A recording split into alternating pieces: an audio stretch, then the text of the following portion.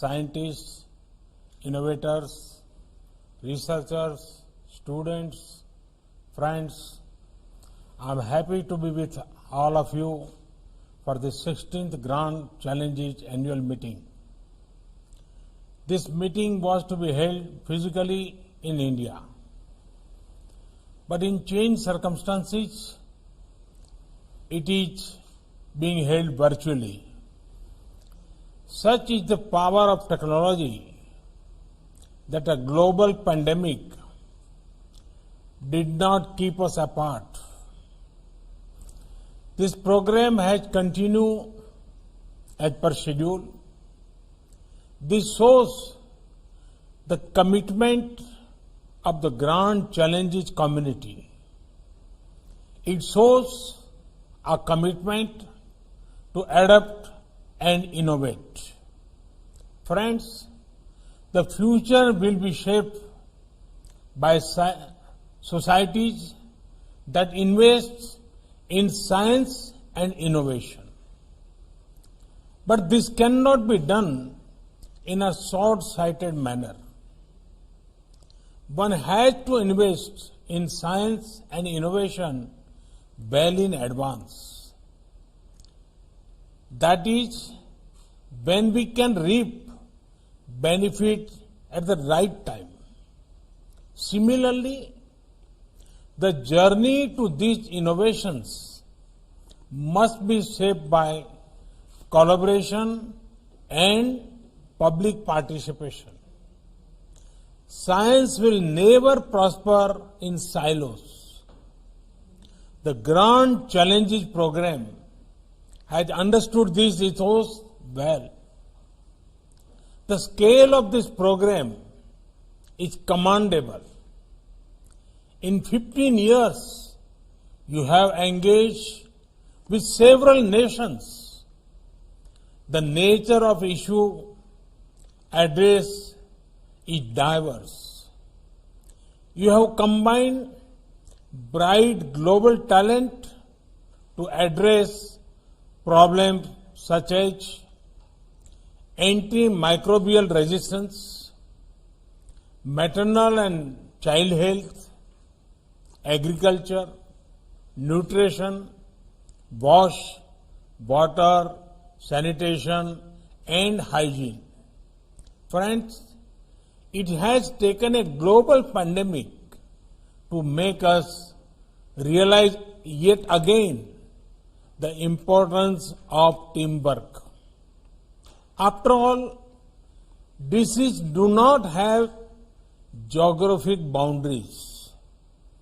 Diseases do not discriminate on the grounds of faith, race, gender, or color.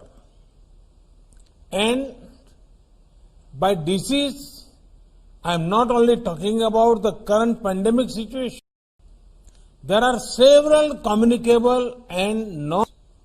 They have been India's greatest assets, especially during the last several months while fighting COVID-19.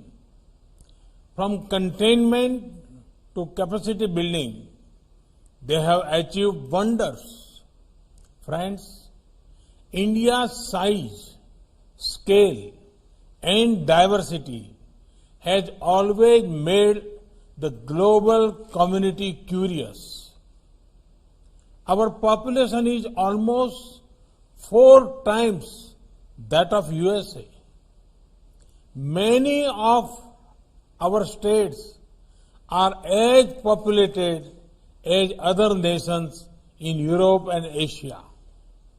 Yet, thanks to a people-powered and people-driven approach, India kept its COVID-19 death rate very low. Today, we are seeing a decline in the number of cases per day and in the growth rate of cases. India has one of the highest recovery rate of 88%. This happened because India was one of the first countries to adopt a flexible lockdown when the total cases were just a few hundred. India was one of the first to encourage the usage of masks. India actively began to work on effective contact tracing. India was one of the earliest to deploy the rapid antigen tests. Friends, India is now at the forefront of vaccine development for COVID. Some of them are in advanced stages. We are not stopping here. India is already working on putting a well-established vaccine delivery system in place. This digitized network, along with digital health ID, will be used to ensure immunization of our citizens. Friends, beyond COVID-2, India is known for its proven capacity to produce quality medicines and vaccine at low cost. More than 60% of the vaccines of global immunization are being manufactured in India. We included indigenous rotavirus vaccine in our Indradhanush immunization program. This is a successful example of a strong partnership for a long-lasting results. The Gates Foundation has also been a part of this particular effort. With India's experience and research talent, we will be at the center of global healthcare efforts.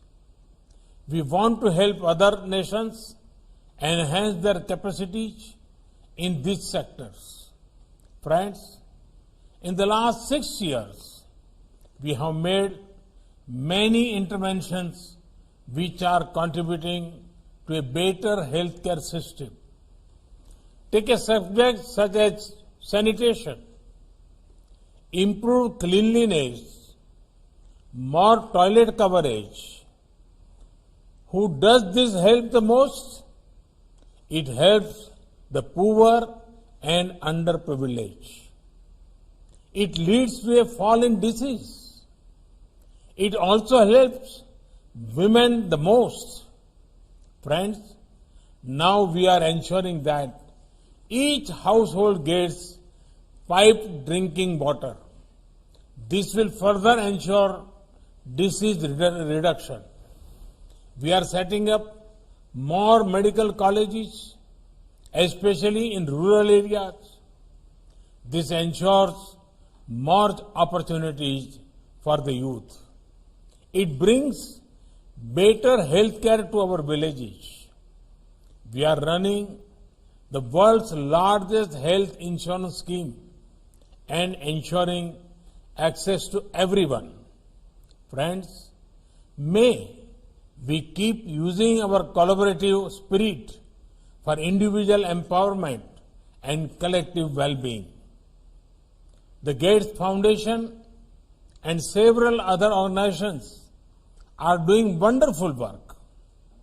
I wish you all fruitful and productive discussions over the next 3 days. I hope to see many exciting and encouraging new solutions coming out from this grand challenging platform. May these efforts further a human-centric approach to development. May they also give our youth the opportunities to be thought leaders for a brighter future. Once again, I thank the organizers for inviting me. Thank you. Thank you very much.